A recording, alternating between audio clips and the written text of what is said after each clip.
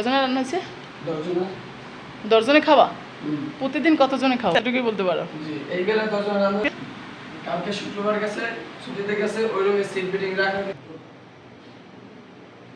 আমি ওই আলিয়া মাদ্রাসা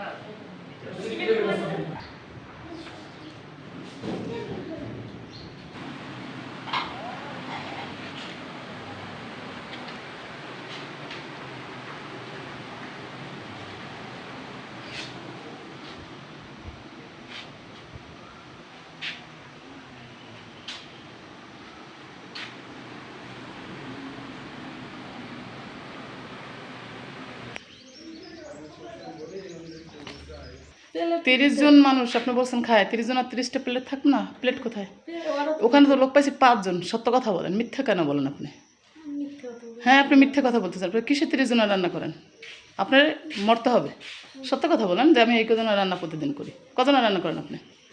সত্য কথা বলেন, সত্য বলেন। মৃত্যুর ভয় সবাইকেই রাখতে হবে। বলেন আপনি কজনের রান্না করেন প্রতিদিন?